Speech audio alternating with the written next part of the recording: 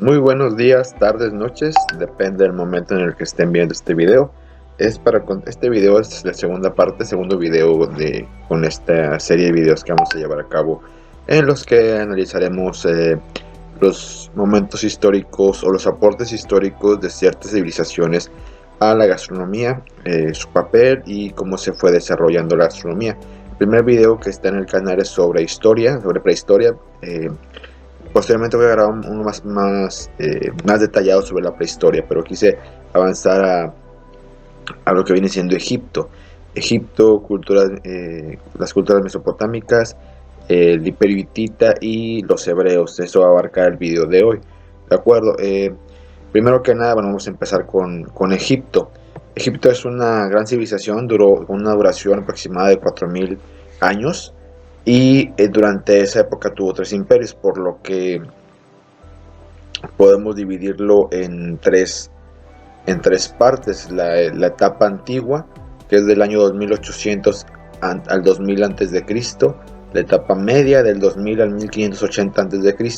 y el nuevo, de 1580 al año 1100 de Egipto.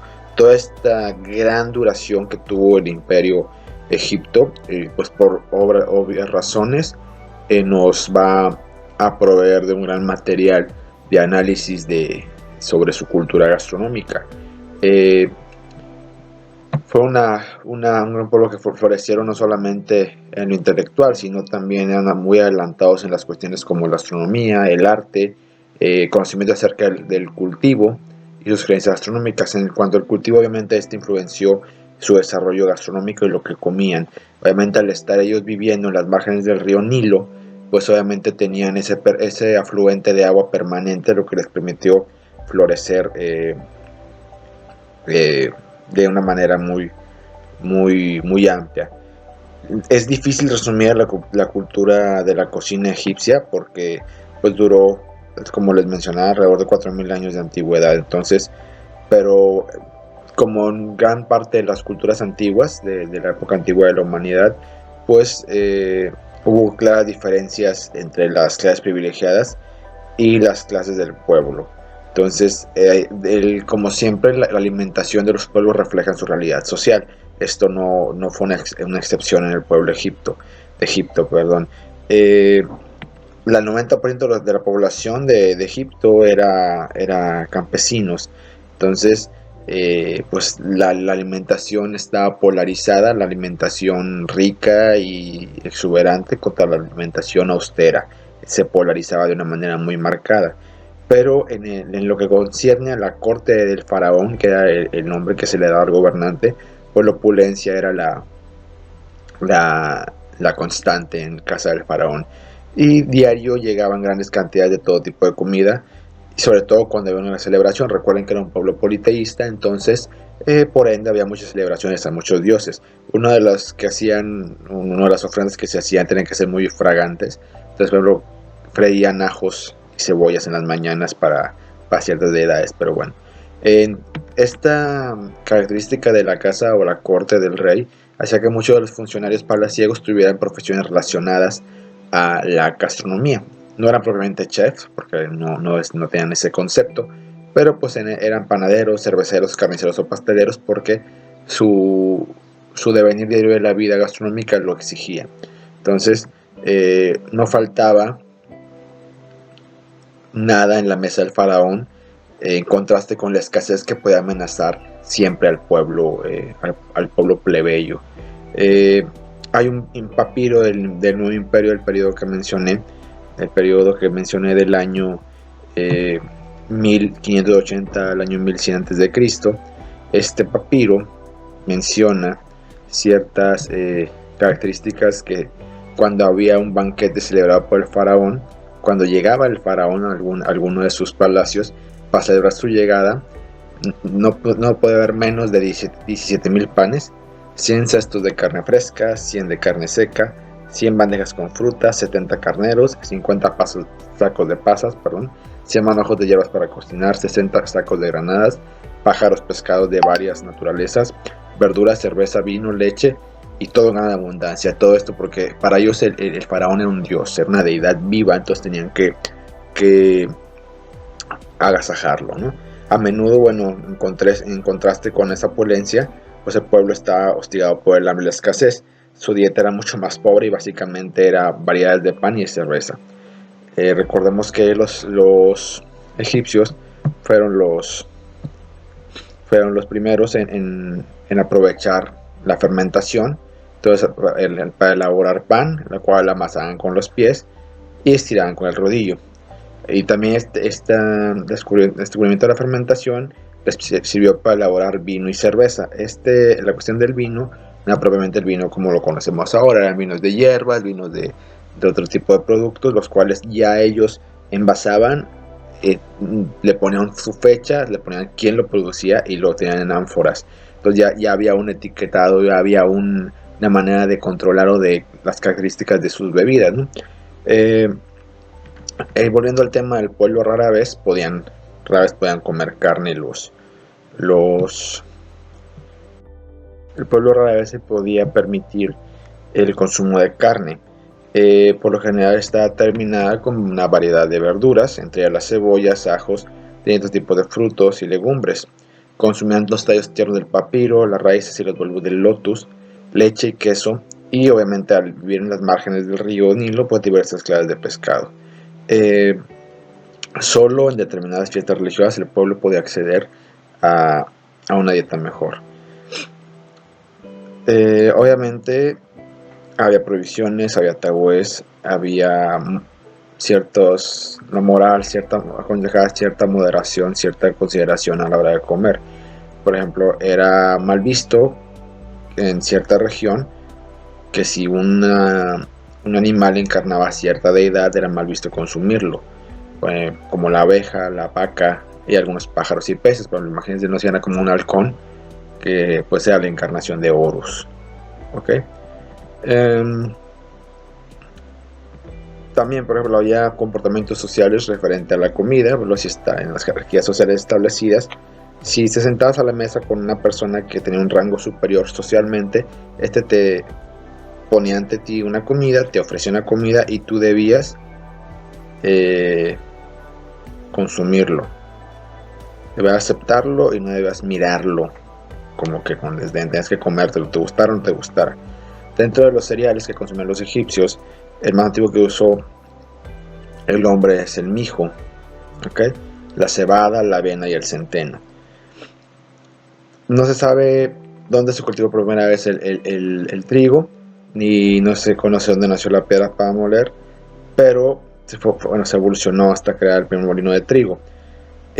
Tampoco se sabe dónde encontraron la levadura para la elaboración de la cerveza, pero aprovecharon, como les mencionaba, ser los primeros en aprovechar ese fenómeno de fermentación para producir la cerveza.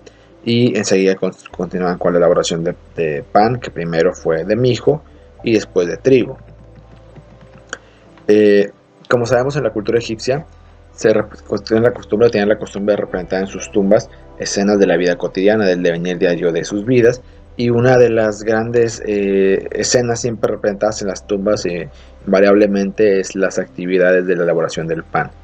Se preparaba con trigo alminodero, que recibía el nombre de Bedet, o con cebada, que recibía el nombre de It. Ambos cereales se cultivaban desde los inicios, se cosechaban desde los inicios de la civilización faraónica. Obviamente los panes eran combinados con higos, dátiles, granos de cizaña. Se usaban para su elaboración moldes de múltiples formas, circulares, alargados, cónicos, planos. Estos moldes vacíos se calentaban durante cierto periodo de tiempo en las llamas, luego se retiraban de las llamas y ahí se vertía la masa en su interior y se cubrían, se cocía, y una vez que se cocía, pues el pan se extraía del molde. Se sabe que se amasaban con los pies. Un sustento, digamos, de información sobre que viene desde la época, en un fresco funerario de Ramsés II en el año 1237, viene un registro de que se amasaba con los pies. ¿Ok? No todo el pueblo, como les decía, puede ingerir carne. Por lo general la obtenían ocasionalmente con las retribuciones del clero, tras la consagración de la ofrenda, y las donaciones eran hechas en grandes ceremonias religiosas. y pues había reventa, obviamente les regalaban y pues hacían sus comercios, ¿no? El sacrificio de un animal tenía ciertas reglas, ciertas pautas determinadas a seguir. Primero tenía que hacérsele caer, luego se le cortaba el cuello, posteriormente se desangraba por completo, la sangre se recogía en un recipiente, se despellejaba, se esvisceraba y luego ya el carnicero se encarnaba de descuartizarlo y separar las partes que se iban a comer. Consumían nuevamente vaca, algunos bóvidos, se consumían la carne de antílopes, erizos, liebres, parece que es como quiera había pues en la parte de África, entonces existían ciertos animales salvajes que eran de consumo, incluso consumían ratones. Algo que es de gran relevancia es la engorda de animales con el fin de consumirlos. Incluso hienas eran engordadas para ser consumidas. Aunque el animal más utilizado para este fin de engorda era la oca, para obtener algo, pues, lo que viene siendo como un foie gras, ¿de acuerdo? Conocían la práctica de este incremento patológico del tamaño del hígado y lo consumían. Esta práctica después fue transmitida o exportada a los romanos, o los romanos la conocieron cuando toman el imperio de Egipto, y ellos lo consumían bañado en leche y miel. Obviamente lo hacían con motivos de que para ellos y para la mayoría de las culturas que se dedican o que han hecho este aumento patológico del tamaño del hígado para el consumo es porque mejora su sabor. Lo más común era que la carne fuera asada a la parrilla. ¿Por qué? Porque era el método muy oloroso y como era una ofrenda, como lo que mencionaba de la fricción de cebollas y ajos, bueno, era que se elevara. ¿Okay? Solía hacerse en un espetón que se iba dando vueltas sobre las brasas. Aunque también cocinaban en ollas, cacerolas, y no solamente la carne, sino la carne mezclada con otros ingredientes. Desarrollaron métodos de conservación llevado a cabo en ánforas y obviamente registraban la fecha de este método de conservación. Se practicaban 3 sistemas básicos. Primero, secar la carne al sol en tiras finas cubiertas con una mezcla de especias que se dejaban suspendidas en un cordel. Otro método era la salmuera. Utilizaban la salmuera para la carne que era más difícil de secar y más fácil de descomponerse, como la de las aves.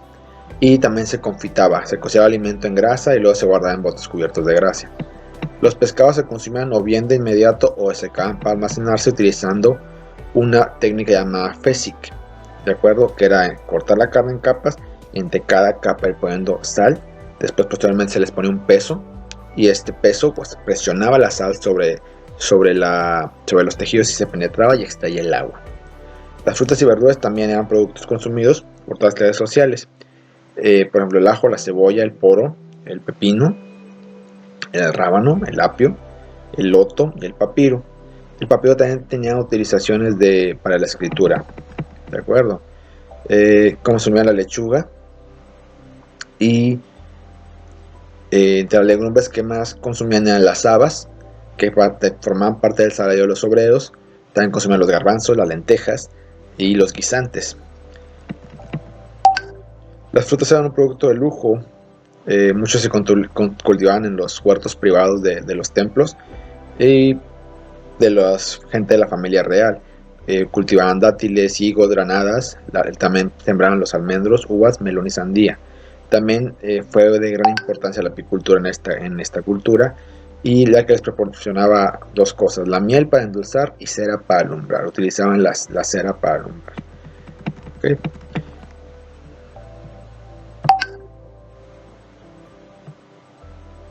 Entonces, fueron una cultura muy prolífica, y los principales aportes o el aporte más significativo sería que descubrieron la fermentación, la elaboración del vino, cerveza y la panificación. Respecto referente a lo que mencioné en el primer video, que todo es inherente a la alimentación, en cuanto a que la mesa, el animal se alimenta, el hombre hace de la comida una celebración y hace todo un ritual. Entonces, bueno, en el caso de los egipcios, la alfarería egipcia, en este El Imperio Hitita fue un pueblo indoeuropeo que estableció en alrededor del año 2000 a.C. en Anatolia, en lo que es Turquía. Esta fue conquistada por Carlomagno en el 334 a.C. y posteriormente por los romanos en el 133 también a.C. El final de esta cultura fueron otras invasiones provenidas de pueblos pueblos del mar se les llama. Consumían cereales como la cebada, el trigo, también leguminosas, una que se llama algarrobas. Dentro de los frutos consumían bellotas, alcaparras, manzanas silvestres, almendras, pistaches, bayas de enebro, nueces y uvas. Fueron grandes cazadores, cazaban ciervos, jabalíes, un tipo de burro salvaje llamado onagro, y algo que llama mucho la atención y que no es nada común es la caza de leones y leopardos, que no solamente utilizaban su carne, sino también sus pieles como símbolo de estatus. Criaron cordero y ovejas por su lana, y obviamente porque obtenían productos lácteos como la leche, la mantequilla y el yogurt. La metalurgia fue muy importante y con ello les ayudó a realizar comercio y poder crear su imperio. No voy a mencionar mucho sobre este imperio, es a grandes rasgos lo que aportaron o lo que hicieron, o sus características a lo largo en su historia como parte de la historia gastronómica universal. Bueno, pues Mesopotamia fue la primera civilización de Medio Oriente. Aquí se inicia la agricultura, se inicia la civilización. Se cree que aquí se inicia la fundición de metales, la domesticación de animales y el primer código escrito. La alimentación se basaba en cereales, trigo, cebada, lentejas, garbanzos, vegetales como la cebolla, el pepino, el berenjena, el durazno, el melón. Su principal aporte es que extraen el primer aceite vegetal hecho de ajonjolí. Es el principal aporte de Mesopotamia. Era una civilización entre ríos que también le facilitó todo este desarrollo en su haber histórico. Las demás no eran tan comunes, las demás carnes, como el camello, por ejemplo. Bien,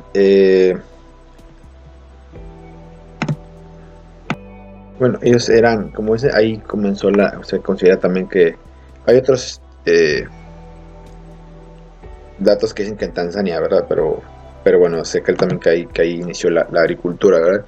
Pero bueno, las labores de agricultura en Mesopotamia utilizaban, luego de la crecida de los ríos, se aprovechaban la crecida de los ríos en la época de otoño, en esa estación otoñal, y cultivaban lentejas, principalmente cultivaban, legumbres, especialmente las lentejas, cebada, trigo, lino, cebollas y ajos. Entre sus rebaños más importantes estaban la oveja, las cabras, los asnos, los carneros y los cerdos. El pan era de elaboración simple, era una labor que estaba dirigida por mujeres, la panificación estaba a cargo de las mujeres. El pan no poseía levadura, pero le agregaban manteca, grasa de ganso y miel. Y se cocían entre piedras calientes o sobre discos de bronce. Se amasaban con forma circular y se debía cortar con las manos.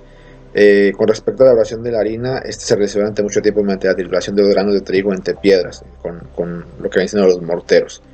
Se resultaba un amasijo de granos a medio partir, paja y partículas minerales y agua. Que consumían la leche principalmente de cabra y de oveja, la mantequilla, el queso y el yogur, no así la leche de vaca. No la consumían como bebida, la dejaban para la elaboración del queso y el yogur solamente. El condimento más importante para ellos era la canela. En la Biblia se le menciona como cinnamomum. Tiene cierto similitud con la palabra cinnamon.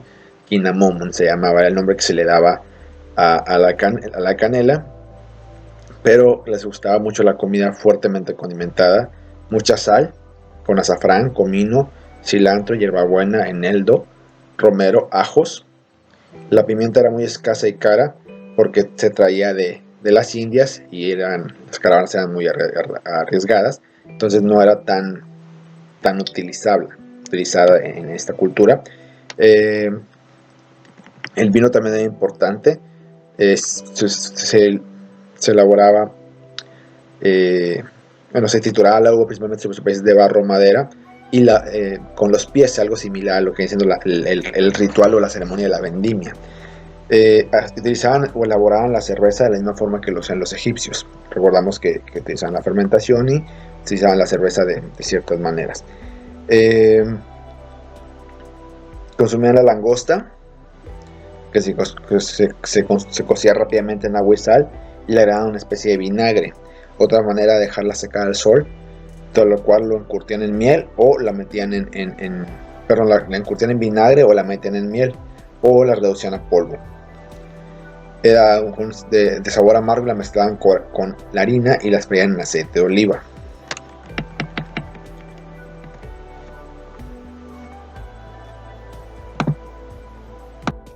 En cuanto a sus técnicas, utilizaban el espetón, utilizaban el hervido y el frito. Eran las tres más predominantes. Las legumbres ocupaban un lugar muy popular en la alimentación, principalmente las habas y las lentejas. Importaban, por así decirlo, lo que era la lechuga y la escarola de Egipto. En Egipto se consumía la lechuga por el líquido que soltaba lechoso, lo utilizaban con fines medicinales. En cuanto a las costumbres del servicio, era muy rudimentario. Para los estratos inferiores, generalmente no hay mucha referencia de utensilios, solo lo que viene la cuchara y el cuchillo. Los platos eran de alfarería. ¿Okay? En los estratos más altos, bueno, ellos estaban más lujos, ahí utilizaban el mantel, la vajilla de oro, cuchillos de diversas dimensiones, cucharas de marfil, utilizaban el marfil o de madera de muy buena calidad. Ahí podemos notar una segmentación, una diferenciación, perdón, en cuanto al estatus social. El pobre comía con lo más rudimentario y el rico en seres más finos. Y nunca se distribuían servilletas. Si había inventadas, pues ellos lo tenían que llevar. ¿De acuerdo? Pero bueno, el principal aporte es la extracción de lo que viene siendo el primer aceite vegetal proveniente del ajonjolí.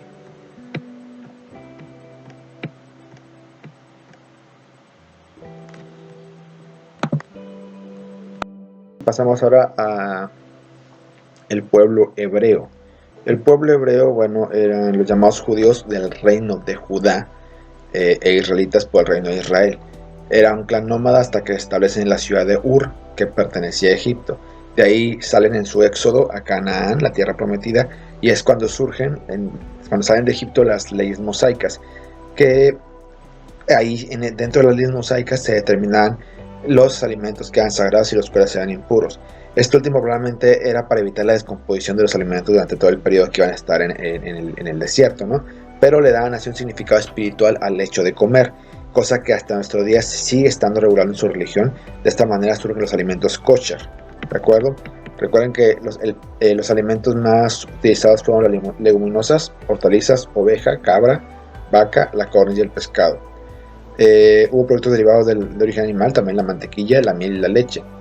Acostumaban potajes, sopas y pan con levadura, excepción los días de Pascua, los panes llamados panes ácidos. Ellos tenían alimentos sagrados y alimentos impuros, ¿de acuerdo? Fueron grandes agricultores, cultivaban el centeno, la cebada, el olivo y la vid, todos estos ampliamente mencionados en la Biblia, ¿ok?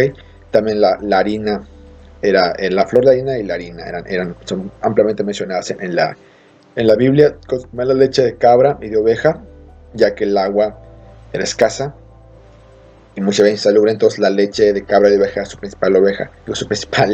su principal bebida. El problema es que tenían con la leche de la conservación, no existía el método de refrigeración, entonces por lo general la consumían agria cuajada, y el cuaje se hacía de un pellejo de cabra, lo que es una especie de odre, que donde esas botas de cuero en las que se guarda el líquido. Aparte del pan, la leche, bueno, también el vino. El vino se menciona alrededor de 500 veces en la Biblia, y los vegetales eran fundamentales para su Alimentación: utilizaban el cilantro, el comino negro, lentejas, alubias, garbanzos. Su técnica de cocción era de hervir y muy pocas veces asado. Cuando asaban era en el holocausto, que partían las ofrendas, pasaban el fuego por el medio para despedir olores desagradables de llave. Y dentro de la carne, bueno, existen animales puros y animales impuros, que es creo que el principal aporte, aparte, de ahí viene la comida kosher, ese aporte, por la clasificación de impuro e impuro. ¿Cuáles son puros? Los que tienen pezuña córnea y hendida, como cuáles: buey, ternera, cordero, cabra. ¿Cuáles son impuros? Caballo, cerdo y los roedores. Las aves: está prohibido comer las aves las rapiñas, aves de casa, como los halcones, águilas, cuervos, avestruces, la golondrina, la cigüeña y el ibis de Egipto, y los pelícanos y las garzas de todas las especies. De los animales de agua solo pueden comer los que tienen escama. No pueden comer animales de pescados lisos o que ellos consideran que no tengan escama. Dentro de los insectos pueden ingerir insectos con alas, con la excepción de los saltamontes, que tenía 2 alas y 2 patas. ¿De acuerdo? Entonces no podían consumir ese tipo de alimentos. Entonces tenían una regulación dentro de lo que podían consumir. Aparte, no podían comer animales puros si hubieran muerto de muerte natural o hubieran sido muertos por otro animal, una limaña. O sea, un animal que hubiera sido depredado. Pues si un león mataba una cabra de su rebaño y ellos alcanzaban a aventar al león, no podía comerse esa cabra, se tiraba. Simplemente el animal tenía que fuera siempre que simplemente tenían que apegarse a las reglas, tal cual. Un animal que fuera sacrificado tenía que ser desangrado totalmente. No puedes consumirlo con sangre porque la sangre es impura. Consumían carne de cabra y cordero, que utilizaban para la fiesta ritual, las Pascuas y todo eso. La carne de res se reservaba para grandes fiestas y por lo general solamente los ricos. De los animales solamente consumían las 7 primeras costillas. No consumían el huevo, se fue hasta mucho después con la llegada de la gallina y el gallo. Mucho después hay referencias al gallo en el Evangelio, cuando San Pedro escucha el gallo cantar, ¿no? Se habla de una gran abundancia de frutas, como la uva, fresca o seca, higos, granadas y dátiles. Como les decía, el vino es citado en la Biblia 500 veces. En la Biblia Jesús hace su primer milagro con vino y la última cena es con vino.